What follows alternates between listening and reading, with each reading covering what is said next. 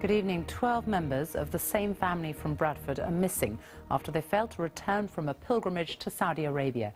The three sisters and their 9 children, aged between 3 and 15, were supposed to fly home 4 days ago. A lawyer representing the women's husbands says the most probable of the possibilities is that they have travelled to Syria to join Islamic State. Our special correspondent Lucy Manning reports. Joining Islamic extremists, the mother of a 25-year-old British man killed last night in Kenya fighting for Al-Shabaab has told the BBC that her world fell apart when she heard the news. In an exclusive interview, Sally Evans says she had not heard from her son Thomas, who converted to Islam, since December.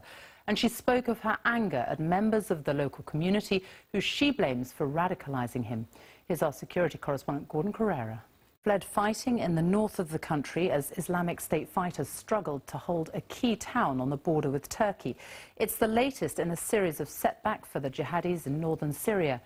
Kurdish forces, supported by US airstrikes, closed in on the town of Tal Abyad from the west and east, cutting off a vital supply line to the extremist stronghold of Raqqa. The latest reports from the Kurdish forces claim they have now taken the key border town. Our correspondent Paul Wood sent this report from the border. His father and his brother were both presidents of the United States. Now, the former Florida governor, Jeb Bush, is hoping to follow in their footsteps. Tonight, he's launched his bid to become the Republican Party's presidential candidate. But he's up against at least 10 other hopefuls. Of Magna Carta, a founding document of Western democracy, has been celebrated by the Queen and thousands of guests beside the River Thames in Surrey.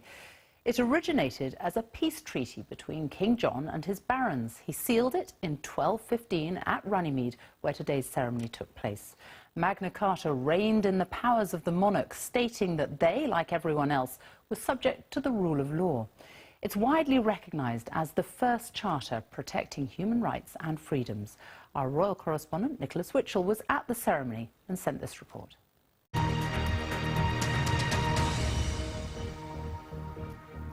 Good evening. Thousands of holidaymakers are leaving Tunisia after the British government warned that another terror attack is highly likely. The Foreign Secretary, Philip Hammond, said the government now had a better picture of the emerging scale of the threat, and it was too big a risk for Britons to stay in the country. It comes 2 weeks after a gunman killed 38 tourists in Sousse, most of them British. Denmark and Ireland have now also advised their citizens to leave.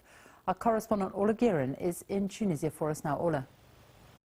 75 years ago today, the RAF launched attacks against German fighter aircraft off the English coast.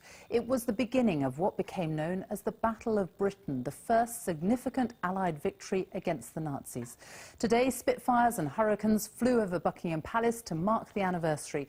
The Queen and other members of the royal family watched on from the balcony, as Nick Heim reports. At the G7 summit in Germany, world leaders are meeting for the second and final day. On the agenda, climate change and the fight against international terrorism. Our Berlin correspondent Jenny Hill is in Schloss Elmar for us now. Good afternoon and welcome to the BBC News at 1. HSBC says it's cutting 8,000 jobs in the UK as part of its strategy to reduce costs and simplify the business. It's also going to scrap the HSBC brand on the high street, though it hasn't yet decided on a new name. The bank, Europe's biggest, says it needs to save more than £3 billion in costs within 2 years. Here's our business correspondent Emma Simpson. People in Wales could soon be banned from using e-cigarettes in enclosed public places like restaurants, pubs and at work.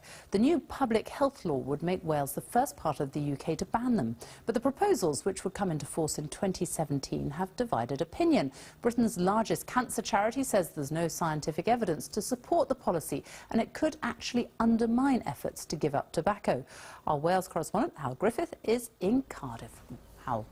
Now, he's one of the UK's best-known writers and illustrators, and this morning, Chris Riddell was named as the 9th Children's Laureate, following in the footsteps of Michael Morpurgo, Jacqueline Wilson and Quentin Blake.